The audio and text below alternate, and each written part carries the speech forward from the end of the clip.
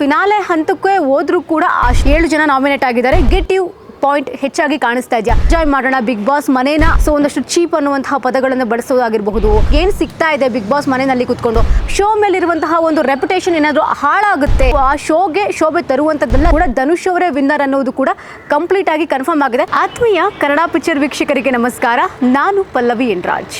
Big Boss ಮನೆಯಲ್ಲಿ nomination ಕಾವು ನಿನ್ನೆ ಎಪಿಸೋಡ್ ನಲ್ಲಿ ಜೋರಾಗಿತ್ತು ಅಂತಾನೆ ಹೇಳಬಹುದು. ಅವರನ್ನ ಇವರು ನಾಮಿನೇಟ್ ಮಾಡೋದು, ಇವರನ್ನ ಅವರು ನಾಮಿನೇಟ್ ಮಾಡೋದು ಕಾಮನ್. ಬಟ್ ಕೊಟ್ಟಂತಹ ರೀಸನ್ ಪ್ರಾಪರ್ ಆಗಿರ್ಲಿಲ್ಲ ಅಂತ ಎಲ್ಲೋ ಒಂದ್ ಕಡೆ ಅನ್ಸುತ್ತೆ. ಇರೋದೇ 3 ಮತ್ತೊಂದು ಜನ. ಆ 3 ಮತ್ತೊಂದು ಜನನೂ ಕೂಡ ಇಲ್ಲ ಕೆಲವೊಂದಷ್ಟು ಆರೋಪಗಳನ್ನ ತಮ್ಮ ಮೇಲೆ ತಾವು ಮಾಡಿಕೊಂಡು ಒಂದಷ್ಟು ಸೀನ್ಗಳು ಕೂಡ ಕ್ರಿಯೇಟ್ ಆಗುತ್ತೆ. ರಾಶಿಕಾ ಅವರ ವಿಚಾರದಲ್ಲಿ, ರಕ್ಷಿತಾ ವಿಚಾರದಲ್ಲಿ, ಅಶ್ವಿನಿ ಅವರ ವಿಚಾರದಲ್ಲಾಗಿರಬಹುದು, ರಘು ಅವರ ವಿಚಾರದಲ್ಲಿ, ಧ್ರುವಂತ್ ಅವರ ವಿಚಾರದಲ್ಲಿ, ಕಾವ್ಯ ಅವರ ವಿಚಾರದಲ್ಲಿ, ಅಲ್ಲಿರುವಂತಹ ಎಲ್ಲರ ವಿಷಯಗಳಲ್ಲಿಯೂ ಕೂಡ ಒಂದಷ್ಟು ಜಗಳಗಳು ಸೀನ್ ಕ್ರಿಯೇಟ್ ಆಗುತ್ತೆ. ಅಂದರೆ ಇನ್ನೇನು ಫಿನಾಲೆ ಹಂತಕ್ಕೆ ಹೋದ್ರೂ ಕೂಡ ಅಷ್ಟೊಂದು ಸೀನ್ ಕ್ರಿಯೇಟ್ ಮಾಡುವಂಥ ಅವಶ್ಯಕತೆ ಇತ್ತ ಅನ್ನೋದು ಇಲ್ಲಿ ಪ್ರಶ್ನೆ ಆಗುತ್ತೆ. ಈಗ ನಾಮಿನೇಷನ್ ವಿಚಾರಕ್ಕೆ ಬಂದಾಗ 7 ಜನ ನಾಮಿನೇಟ್ ಆಗಿದ್ದಾರೆ. ಧನುಷ್ ಅವ್ರನ್ನ ಹೊರತುಪಡಿಸಿ 7 ಜನ ನಾಮಿನೇಟ್ ಆಗಿದ್ದಾರೆ. ಗಿಲ್ಲಿ ಅವರು, ರಕ್ಷಿತಾ ಅವರು, ರಾಶಿಕಾ ಅವರು, ಕಾವ್ಯ ಅವರು, ರಘು ಅವರು, ಅಶ್ವಿನಿ ಗೌಡ, ಧ್ರುವಂತ್ ಅವರು. ಇನ್ನೇನು ಫಿನಾಲೆಗೆ ನಾವು ಹೋಗ್ತೀವಿ ಅನ್ನೋ ಸನಿಹದಲ್ಲಿದ್ದಾಗಲೇ ಇಷ್ಟು ಜನ ಕೂಡ ನಾಮಿನೇಷನ್ ಆಗಿದ್ದಾರೆ. ಅಂದರೆ ಕೆಲವೊಂದು ಕಡೆ ರಘು ಅವರಿಗೆ, ಹಾಗೆ ಗಿಲ್ಲಿ ಅವರಿಗೆ, ಅಶ್ವಿನಿ ಅವರಿಗೆ, ರಕ್ಷಿತಾಗೆ ಏನಾದರೂ ನೆಗೆಟಿವ್ ಪಾಯಿಂಟ್ ಹೆಚ್ಚಾಗಿ ಕಾಣಿಸ್ತಾ ಇದೆಯಾ? ಬಿಕಾಸ್ ರಘು ಅವರಾಗಿರಬಹುದು, ಗಿಲ್ಲಿ ಆಗಿರಬಹುದು, ಅಶ್ವಿನಿ ಅವರಾಗಿರಬಹುದು, ಎಲ್ಲರೂ ಕೂಡ ಅಂದ್ಕೊಂಡಿದ್ರು ಫಿನಾಲೆ ಕಂಟೆಸ್ಟೆಂಟ್ಗಳು ಟಾಪ್ 3ಯಲ್ಲಿರ್ತಾರೆ ಅಥವಾ ಟಾಪ್ 5ಯಲ್ಲಿರ್ತಾರೆ ಅಂತ.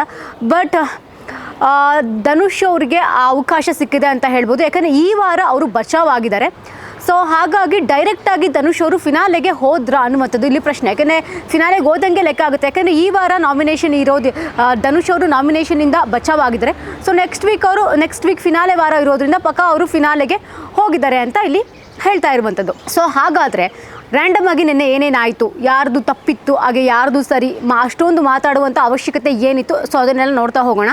ಅಷ್ಟೊಂದು ಸೀನ್ ಮಾಡುವಂತಹ ಅವಶ್ಯಕತೆ ಏನಿತ್ತು ಬಿಗ್ ಬಾಸ್ ಮನೆಯವರಿಗೆ? ರಾಶಿಕಾ ಅವ್ರದ್ದು ತಪ್ಪ, ರಕ್ಷಿತಾ ಅವ್ರದ್ದು ತಪ್ಪ? ಲೈಕ್ ಈಗ ಇನ್ನೇನು ಫಿನಾಲೆಗೆ 1 ವಾರ ಅಷ್ಟೇ ಬಾಕಿ ಇರೋದ್ರಿಂದ ಕಳೆದ ಅಷ್ಟು ಸೀಸನ್ಗಳಲ್ಲಿಯೂ ಕಂಟೆಸ್ಟೆಂಟ್ಗಳು ಈ ಟೈಮ್ನಲ್ಲಿ ಎಲ್ಲರೂ ಕೂಡ ಕ್ಲೋಸ್ ಆಗ್ತಾಯಿದ್ರು. ಈವನ್ ಮಾತಾಡಿಸ್ದಲ್ಲೇ ಇದ್ದವರು ಕೂಡ ಮಾತಾಡ್ಕೊಂಡು ಹೋಗಿ ಇನ್ನೇನು 1 ವಾರ ಇರ್ತೀವಿ, ನಾವು ಎಂಜಾಯ್ ಮಾಡೋಣ ಬಿಗ್ ಬಾಸ್ ಮನೇನ ಅಂತ ಪ್ರತಿಯೊಬ್ಬರು ಕೂಡ ಭಾವಿಸ್ತಾಯಿದ್ರು.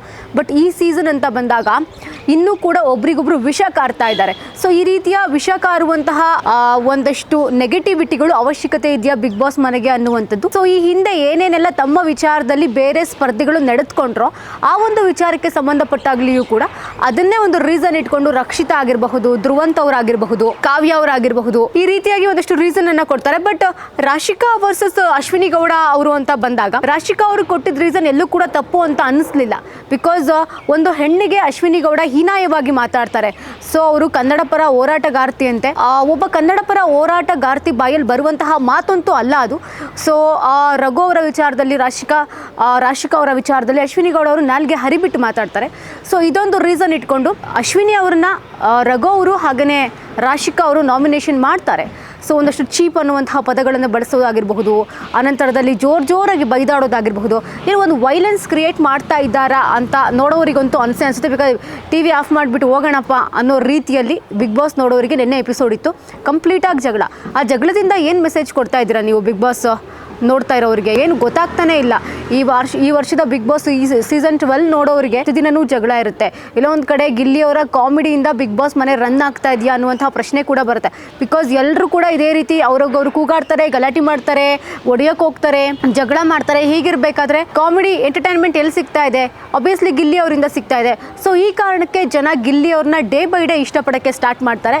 ಬಟ್ ಈ ವೀಕ್ ಅಂದರೆ ಕಳೆದ ಒಂದು 2 ವಾರದಿಂದ ಗಿಲ್ಲಿ ಅವರು ಏನಾದರೂ ಜನರಿಗೆ ನೆಗೆಟಿವ್ ಆಗಿ ಕಾಣಿಸ್ಕೊಳ್ತಾ ಇದ್ದಾರಾ?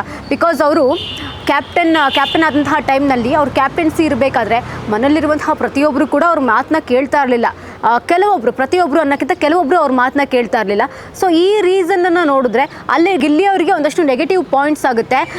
ಸೊ ಇದನ್ನು ಇಟ್ಕೊಂಡು ಅವ್ರನ್ನ ನಾಮಿನೇಟ್ ಮಾಡಿರೋದು ಕೂಡ ಇದೆ. ಅವ್ರ ಕ್ಯಾಪ್ಟನ್ಸಿಯನ್ನು ಇಟ್ಕೊಂಡು ನಾಮಿನೇಟ್ ಮಾಡಿರೋದು ಕೂಡ ಇದೆ. ಸೊ ಈ ಎಲ್ಲ ಕಾರಣ ಕೂಡ ಅದು ಕೊನೆ ಹಂತದಲ್ಲಿ ಅಂದರೆ 99 ದಿನ ಎಲ್ಲವೂ ಕೂಡ ಸರಿಯಾಗಿರುತ್ತೆ. ಆದರೆ 100ನೇ ಹೆಜ್ಜೆ ಒಂದು ತಪ್ಪಿಟ್ಟಾಗ ನಾವು ವಿನ್ನರ್ ಆಗುವ ಒಂದು ಸ್ಥಾನವನ್ನು ಕಳೆದುಕೊಳ್ತೀವ ಅನ್ನುವಂತಹ ಪ್ರಶ್ನೆ ಕೂಡ ಬರುತ್ತೆ. ಸೊ ಹೀಗಾಗಿ ಗಿಲ್ಲಿ ಅವರು ಒಂದೇ ಒಂದು ಹಂತದಲ್ಲಿ ಒಂದು ಚಿಕ್ಕ ತಪ್ಪು ಇದಕ್ಕೆ ಅಂದರೆ ನಾಮಿನೇಷನ್ವರೆಗೂ ಏನಾದರೂ ಕರ್ಕೊಂಬಂತ ಅನ್ನುವಂತಹ ಪ್ರಶ್ನೆ ಕೂಡ ಬರುತ್ತೆ. ಸೊ ಈಗ ಅಶ್ವಿನಿ ಗೌಡ ವಿಚಾರಕ್ಕೆ ಬಂದಾಗ ಎಲ್ಲವೂ ಕೂಡ ಸರಿ ಇತ್ತು. ಇನ್ನೇನು ಮಹಿಳೆಯರನ್ನೇ ಯಾರನ್ನಾದರೂ ವಿನ್ನರ್ ಆಗ್ತಾರೆ ಅಂತ ಅಂದ್ಕೊಂಡಿದ್ರು, ಅದು ಅಶ್ವಿನಿ ಅವರೇ ಆಗ್ತಾರೆ ಅಂತ ಅಂದ್ಕೊಂಡಿದ್ರು. ಈ ಟೈಮ್ನಲ್ಲಿ ಅವ್ರು ಕೊಟ್ಟಿದ್ದಂತಹ ಕೆಲವೊಂದು ಸ್ಟೇಟ್ಮೆಂಟ್ಗಳು ಇಡೀ ಕರ್ನಾಟಕದ ಜನರ ಮನಸ್ಸು ನೋವಾಗಿದೆ. ಈ ಒಂದು ಅವ್ರು ಕೊಟ್ಟಂಥ ಸ್ಟೇಟ್ಮೆಂಟಿಂದ ಅಂದರೆ ಒಬ್ಬ ಹೆಣ್ಣು ಬಗ್ಗೆ ಇಷ್ಟೊಂದು ಹೀನಾಯವಾಗಿ ಮಾತಾಡುವಂಥದ್ದು ಏನಿತ್ತು ಅಶ್ವಿನಿ ಅವರೇ ಅಂತ ಪ್ರತಿಯೊಬ್ಬರು ಕೂಡ ಮಾತಾಡ್ತಾ ಇದ್ದಾರೆ. ನೀವು ಸೋಷಿಯಲ್ ಮೀಡಿಯಾ ನೋಡಬಹುದು, ಇವಾಗ ಇನ್ಸ್ಟಾಗ್ರಾಮ್ ಓಪನ್ ಮಾಡಿದ್ರೆ ಬರೀ ಅಶ್ವಿನಿ ಅವರು ರಾಶಿಕಾ ಅವರಿಗೆ ಹೇಳಿದಂತಹ ಮಾತುಗಳು, ರಾಶಿಕಾ ಅವರ ರಿಯಾಕ್ಷನ್ಸು, ರಘು ಅವರ ರಿಯಾಕ್ಷನ್ಸು. ಸೊ ಅವ್ರಿಗೂ ಫ್ಯಾಮಿಲಿ ಇರುತ್ತೆ. ಆ ರೀತಿ ಒಂದಷ್ಟು ನೆಗೆಟಿವಿಟಿ ಸ್ಪ್ರೆಡ್ ಮಾಡೋದ್ರಿಂದ ನಿಮಗೆ ಏನು ಸಿಗ್ತಾ ಇದೆ ಬಿಗ್ ಬಾಸ್ ಮನೆಯಲ್ಲಿ ಕೂತ್ಕೊಂಡು ಆಚೆ ಬಂದು ನೋಡಿದ್ರೆ ನಿಮಗೆ ಗೊತ್ತಾಗುತ್ತೆ ಯಾವ ರೀತಿಯಾಗಿ ನಿಮ್ಮ ಬಗ್ಗೆ ನೆಗೆಟಿವಿಟಿ ಸ್ಪ್ರೆಡ್ ಆಗಿದೆ. ಹಾಗೆ ರಾಶಿಕಾ ಅವರ ಲೈಫ್ ಮೇಲೆ ಯಾವ ರೀತಿ ಅದು ಪರಿಣಾಮ ಬಿದ್ದಿದೆ. ಹಾಗೆ ರಘು ಅವ್ರಿಗೂ ಕೂಡ ಫ್ಯಾಮಿಲಿ ಇದೆ. ಸೊ ಯಾಕೆ ಈ ರೀತಿಯೆಲ್ಲ ಮಾತಾಡುವಂಥದ್ದು ಬೇಕಿತ್ತು ಅನ್ನೋ ರೀತಿಯಲ್ಲೂ ಕೂಡ ಆಚೆ ಹೆಚ್ಚಾಗಿ ಚರ್ಚೆ ಆಗ್ತಿದೆ. ಸೊ ಈ ಒಂದು ಕಾರಣವೂ ಕೂಡ ಅಶ್ವಿನಿ ಅವರಿಗೆ ನೆಗೆಟಿವ್ ಆಗುತ್ತಾ ಅನ್ನುವಂಥದ್ದು. ಸೊ ನೀವು ಅಶ್ವಿನಿ ಅವರ ವಿಚಾರಕ್ಕೆ ಬಂದಾಗ ಈ ಹಿಂದಿನಿಂದಲೂ ಕೂಡ ರಕ್ಷಿತಾಗೆ ಎಸ್ ಕ್ಯಾಟಗರಿ ಅಂತ ಬಳಸ್ತಾರೆ, ನೀವು ಯಾವ ಊರಿಂದ ಬಂದಿದ್ಯಾ ಅಂತಾರೆ, ಮುಚ್ಕೊಂಡಿರು ಅಂತಾರೆ, ಕೆಲವೊಂದಷ್ಟು ಏನು ಪದಗಳನ್ನು ಬಳಕೆ ಮಾಡ್ತಾರಲ್ಲ, ಈ ಪದಗಳ ಬಳಕೆ ಮತ್ತು ಆ ಟೈಮ್ನಲ್ಲಿ ಆದಂತಹ ಜಗಳಗಳು ಏನಾದರೂ ಅವ್ರನ್ನ ಒಂದು ವಿನ್ ಆಗ್ದಲೇ ಇರೋ ರೀತಿ ಏನಾದರೂ ಕಟ್ ಹಾಕ್ತಾ ಇದೆಯಾ ಅನ್ನುವಂತಹ ಮಾತುಗಳು ಕೂಡ, ಇನ್ ಕೇಸ್ ಇವ್ರನ್ನೇನಾದ್ರು ವಿನ್ ಮಾಡಿಬಿಟ್ರೆ ಶೋ ಮೇಲಿರುವಂತಹ ಒಂದು ರೆಪ್ಯುಟೇಷನ್ ಏನಾದರೂ ಹಾಳಾಗುತ್ತೆ ಅನ್ನೋ ರೀತಿಯಲ್ಲಿ ಏನಾದರೂ ಥಿಂಕ್ ಮಾಡ್ತಾ ಇದ್ದಾರೆ ಟೀಮ್ ಅನ್ನೋದು ಗೊತ್ತಿಲ್ಲ. ಬಟ್ ಜನರಿಗಿರುವಂತಹ ಪ್ರಶ್ನೆಗಳು ಇಷ್ಟೇ, ಈ ರೀತಿಯೆಲ್ಲ ನೆಗೆಟಿವಿಟಿ ಸ್ಪ್ರೆಡ್ ಮಾಡಿಕೊಂಡು ಮನೆ ತುಂಬ ಯಾಕೆ ವಿನ್ ಮಾಡಿಸ್ಬೇಕು ಅನ್ನುವಂಥದ್ದು ಜನರೇ ಒಂದು ಪ್ರಶ್ನೆ ಆಗಿತ್ತು. ಸೊ ಅದಕ್ಕಾಗಿಯೂ ಕೂಡ ಅಶ್ವಿನಿ ಅವರನ್ನ ಏನಾದರೂ ಗೆಲ್ಲುವಂತಹ ಸನಿಹಕ್ಕೆ ಬಂದು ಅವರು ಕೊನೆ ಹಂತದಲ್ಲಿ ಏನಾದರೂ ಕಪ್ಪನ್ನು ಮಿಸ್ ಮಾಡ್ಕೋತಾರ ಅನ್ನುವಂಥ ಪ್ರಶ್ನೆ ಕೂಡ ಸದ್ಯಕ್ಕೆ ಇರುವಂಥದ್ದು. ಅದಾದ ನಂತರದಲ್ಲಿ ರಕ್ಷಿತಾ ವಿಚಾರಕ್ಕೆ ಬಂದಾಗ ಸ್ಟಾರ್ಟಿಂಗ್ ರಕ್ಷಿತಾಗೆ ಎಲ್ಲವೂ ಕೂಡ ಚೆನ್ನಾಗಿಯೇ ಇತ್ತು. ಇಡೀ ಕರ್ನಾಟಕನೇ ರಕ್ಷಿತಾ ಅವರ ಪರ ನಿಂತಿರುತ್ತೆ. ಬಟ್ ಆಫ್ಟರ್ ಕಿಚ್ಚನ ಚಪ್ಪಾಳೆ ರಕ್ಷಿತಾ ಅವರ ಹಾವಭಾವ, ನಡವಳಿಕೆ, ಮಾತಾಡುವಂತಹ ಶೈಲಿ ಕಂಪ್ಲೀಟಾಗಿ ಬದಲಾಗುತ್ತೆ. ಅಂದರೆ ಧ್ರುವಂತ್ ಅವರು ಯಾವಾಗಲೂ ಒಂದು ಮಾತನ್ನು ಹೇಳ್ತಿರ್ತಾರೆ, ನಾನು ಕೂಡ ಮಂಗಳೂರಿನವನೇ ಆಗಿದ್ದೀನಿ. ಸೊ ಯಾರು ಕೂಡ ಈ ಥರ ಇರೋದಿಲ್ಲ. ಒಂದು ತುಳು ಪ್ರಾಪರಾಗಿ ಬರುತ್ತೆ, ಒಂದು ಕನ್ನಡ ಪ್ರಾಪರಾಗಿ ಬರುತ್ತೆ, ಎರಡೂ ಬರ್ತಿಲ್ಲ ಅಂತಂದಾಗ ನೀವು ಯೋಚನೆ ಮಾಡಿ ಅನ್ನುವ ರೀತಿಯಲ್ಲಿ ಧ್ರುವಂತ್ ಅವರು ಮಾತಾಡಿರ್ತಾರೆ. ಆನಂತರದಲ್ಲಿ ರಕ್ಷಿತಾ ಫೇಕು, ರಕ್ಷಿತಾ ಸುಳ್ಳು ಅನ್ನೋ ರೀತಿಯಲ್ಲಿ ಧ್ರುವಂತ್ ಯಾವಾಗ ಕೂಡ ಪೋಟ್ರೆ ಮಾಡ್ಕೊಂಡು ಬರ್ತಾ ಇರ್ತಾರೆ. ಸೊ ಕೊನೆ ಹಂತದಲ್ಲಿ ನಮಗೇನು ಗೊತ್ತಾಗ್ತಿದೆ ಅಂದರೆ ಹಂಗಾರೆ ಧ್ರುವಂತ್ ಅವ್ರು ಹೇಳಿದ್ದೆ ನಿಜನಾ ಅನ್ನೋ ರೀತಿಯಲ್ಲೂ ಕೂಡ ಪ್ರಶ್ನೆ ಬರ್ತಿದೆ. ಯಾಕಂದರೆ ರಕ್ಷಿತಾ ಪ್ರತಿದಿನವೂ ಕೂಡ ಒಂದಷ್ಟು ಓವರ್ ಆಗಿ ಎಲ್ಲದನ್ನು ಹೆಚ್ಚಾಗಿ ಮಾಡ್ತಾ ಇದ್ದಾರೆ. ಅಂದರೆ ಶೋಗೆ ಎಷ್ಟು ಅವಶ್ಯಕತೆ ಇದೆ ಅಷ್ಟು ಮಾಡ್ತಾ ಇಲ್ಲ, ಎಲ್ಲವೂ ಕೂಡ ಓವರ್ ಆಗೇ ಆಗ್ತಾ ಇದೆ. ಸೊ ಈ ಕಾರಣಕ್ಕೆ ಒಂದಷ್ಟು ನಿನ್ನೆ ಸೀನ್ ಕ್ರಿಯೇಟ್ ಆಗಿರಬಹುದು, ರಾಶಿಕಾ ಅವರ ಫ್ಯಾಮಿಲಿಯನ್ನು ಆ ಜಗಳಕ್ಕೆ ಎಳ್ಕೊಂಬಂದಿದ್ದಾಗಿರ್ಬೋದು, ನಿಮ್ಮ ಫ್ಯಾಮಿಲಿಯವರು ಬಂದು ಎಲ್ಲ ಹೇಳ್ಕೊಟ್ಟು ಹೋದ್ರು ಅಂದದ್ದಾಗಿರ್ಬೋದು, ಇದ್ಯಾವುದು ಕೂಡ ಆ ಶೋಗೆ ಶೋಭೆ ತರುವಂಥದ್ದಲ್ಲ, ರಕ್ಷಿತಾಗೂ ಕೂಡ ಶೋಭೆ ತರುವಂಥದ್ದಲ್ಲ. ಚಿಕ್ಕ ಹುಡುಗಿ ಎಲ್ಲಿ ಚಿಕ್ಕ ಹುಡುಗಿ, 25 ವರ್ಷ 26 ವರ್ಷ ಯಾರು ಚಿಕ್ಕ ಹುಡುಗಿ ಅಂತ ಹೇಳಲ್ಲ. ಆ ಚಿಕ್ಕ ಹುಡುಗಿ ಅಷ್ಟು ದೊಡ್ಡ ಶೋಗೆ ಹೋಗಿ ಅವರಿಗೆಲ್ಲ ಟಕ್ಕರ್ ಕೊಟ್ಕೊಂಡು ಇದ್ದಾರೆ ಅಂತಂದರೆ ಅದು ಚಿಕ್ಕ ಹುಡುಗಿ ಅಲ್ಲ ಅಲ್ವಾ. ಸೊ ಇದನ್ನು ಜನ ಪ್ರತಿಯೊಂದನ್ನು ಕೂಡ ಅರ್ಥ ಮಾಡ್ಕೊಳ್ತಾ ಇದ್ದಾರೆ. ಸೊ ಈ ರೀಸನ್ಗೂ ಕೂಡ ರಕ್ಷಿತಾ ಅವರಿಗೆ ಈ ಎಲ್ಲ ಒಂದಷ್ಟು ವಿಚಾರಗಳು ನೆಗೆಟಿವ್ ಆಗುತ್ತಾ ಅನ್ನುವಂಥ ಪ್ರಶ್ನೆ. ಸದ್ಯಕ್ಕೆ ಅವರಿಗಾಗ್ತಿರುವಂತಹ ಟ್ರಾಲ್ಸ್ಗಳನ್ನು ಸೋಷಿಯಲ್ ಮೀಡಿಯಾದಲ್ಲಿ ಅವರನ್ನು ಪೋಟ್ರೆ ಮಾಡ್ತಿರೋ ರೀತಿ ಕಂಪ್ಲೀಟಾಗಿ ಚೇಂಜ್ ಆಗಿದೆ. ಸೊ ಈ ಕಾರಣಕ್ಕೆ ರಕ್ಷಿತಾಗೂ ಕೂಡ ಇದು ನೆಗೆಟಿವ್ ಆದರೆ ರಕ್ಷಿತಾ ಕೂಡ ಕಪ್ ಹೊಡೆಯೋದಿಲ್ಲ ಅನ್ನುವಂತಹ ಮಾತು ಕೂಡ ವ್ಯಕ್ತವಾಗ್ತಾ ಇದೆ. ಹಾಗಾದರೆ ಯಾರು ಕಪ್ಪನ್ನು ಹೊಡಿತಾರೆ ಅಂತ ನೋಡೋದಾದರೆ, ಯಾರು ವಿನ್ ಆಗ್ತಾರೆ ಈ ಬಾರಿಯ ಬಿಗ್ ಬಾಸ್ ಸೀಸನ್ 12 ವಿನ್ನರ್ ಯಾರು ಆಗ್ತಾರೆ ಅಂತ ನೋಡೋದಾದರೆ, ಸೊ ಈಗ ನಾಮಿನೇಷನ್ ಇಂದ ಸೇಫ್ ಆಗಿರುವಂಥದ್ದು ಧನುಷ್ ಅವರು. ಹಾಗೆಯೇ ಧನುಷ್ ಅವರ ಆಟ ಸೈಲೆಂಟ್ ಆಗಿತ್ತು, ಅಗ್ರೆಸಿವ್ ಆಗಿತ್ತು. ಟಾಸ್ಕ್ ಅಂತ ಬಂದಾಗ ಕಂಪ್ಲೀಟಾಗಿ ಚಿಂದಿ ಮಾಡಾಕಿದ್ರು ಟಾಸ್ಕ್ಗಳನ್ನು ಅಂತ ಹೇಳ್ಬೋದು. ಹಾಗೆಯೇ ಯಾರ ಜೊತೆಗೆ ನಾನು ಏನು ಮಾತಾಡಬೇಕು, ನಾನು ಯಾರ ಜೊತೆಗಿದ್ರೆ ನಾನು ಕಾಣಿಸ್ಕೊಡ್ತೀನಿ, ಜಾಸ್ತಿ ನಾನು ಹೈಲೈಟ್ ಆಗಬೇಕು ಅಂತ ಧನುಷ್ ಅವರು ಯಾವಾಗಲೂ ಕೂಡ ಅಂದ್ಕೊಂಡೇ ಇರಲಿಲ್ಲ. ಸೊ ಧನುಷ್ ಅವರಿಗೆ ಈ ಒಂದಷ್ಟು ಜಗಳಗಳು, ಈ ಇವರ ಒಂದಷ್ಟು ನೆಗೆಟಿವಿಟಿಗಳು ಧನುಷ್ ಅವರಿಗೆ ಈ ಕಡೆ ಪಾಸಿಟಿವ್ ಆಗ್ತಾ ಇದೆ. ಸೊ ಈ ರೀಸನ್ಗೆ ಈ ಬಾರಿಯ Bigg Boss season 12 winner Dhanush ಆಗ್ತಾರಾ ಅನ್ನುವಂಥದ್ದು ಪ್ರಶ್ನೆ. ಬಿಕಾಸ್ ನೆನ್ನೆ ಎಪಿಸೋಡ್ ನೋಡಿದ್ರೆ ನಿಮಗೆ ಗೊತ್ತಾಗಿರುತ್ತೆ, ಒಂದಷ್ಟು ಜಗಳ ಆಗುತ್ತೆ.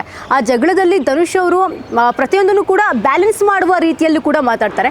ಆಮೇಲೆ ಅವರು ನಾಮಿನೇಷನ್ನಿಂದ ಬಚಾವಾಗಿದ್ದಾರೆ. ಸೊ ಈ ವಾರ ನಾಮಿನೇಷನ್ನಿಂದ ಬಚಾವಾಗಿದ್ದಾರೆ ಅಂತಂದರೆ ಅವರು ಡೈರೆಕ್ಟಲ್ಲಿ ಫಿನಾಲೆಗೆ ಹೋದಾಗೆ ಲೆಕ್ಕ ಆಗುತ್ತೆ. ಯಾಕಂದರೆ ಸೊ ಈ ಕಾರಣಕ್ಕೆ ಧನುಷ್ ಅವರು ಏನಾದರೂ ವಿನ್ನರ್ ಆಗ್ತಾರಾ ಅಂದಷ್ಟೇ ಒಂದು ಬಲ್ಲ ಮೂಲಗಳ ಮಾಹಿತಿಯ ಪ್ರಕಾರ ಧನುಷ್ ಅವರು ಕನ್ಫರ್ಮ್ ಆಗಿದೆ ಅನ್ನುವಂಥ ಮಾಹಿತಿ ಕೂಡ ಕನ್ನಡ ಪಿಕ್ಚರ್ಗೆ ಲಭ್ಯವಾಗ್ತಾರೆ. ಬಟ್ ಗೊತ್ತಿಲ್ಲ ಅಂದರೆ ಕೊನೆ ಮೂಮೆಂಟಲ್ಲಿ ಏನು ಚೇಂಜಸ್ ಆಗುತ್ತೆ, ಕೊನೆ ಮೂಮೆಂಟಲ್ಲಿ ಏನು ಬದಲಾವಣೆಗಳಾಗುತ್ತೆ ಅಂತ. ಬಟ್ ಆಚೆ ಇರುವಂತಹ ಬಜಾರ್ ನೋಡ್ತಾ ಹೋದರೆ, ಒಂದಷ್ಟು ಸೋಷಿಯಲ್ ಮೀಡಿಯಾದಲ್ಲಿ ನೋಡ್ತಾ ಹೋದಂತಹ ಸಂದರ್ಭದಲ್ಲಿ ಗಿಲ್ಲಿ ಅವರಿಗೆ ಹೆಚ್ಚಾಗಿ ಬಜಾರ್ ಇದೆ. ಸೊ ಗೊತ್ತಿಲ್ಲ ಲಾಸ್ಟ್ ಮೂಮೆಂಟಲ್ಲಿ ಅವರು ಯಾವ ರೀತಿ ಬದಲಾಗ್ತಾರೆ. ಫಿನಾಲೆ ವೀಕಿಗೆ ಬಂದಂತಹ ಟೈಮ್ನಲ್ಲೂ ಕೂಡ ಏನಾದರೂ ತಮ್ಮ ಡಿಸಿಷನ್ನ ಚೇಂಜ್ ಮಾಡ್ಕೊತಾರ ಏನೋ ಗೊತ್ತಿಲ್ಲ.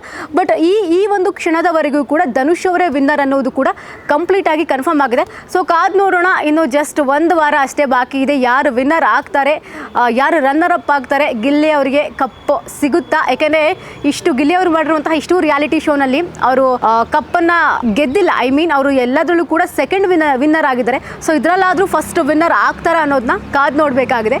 ಇನ್ನಷ್ಟು ಹೆಚ್ಚಿನ ಅಪ್ಡೇಟ್ಗಳಿಗಾಗಿ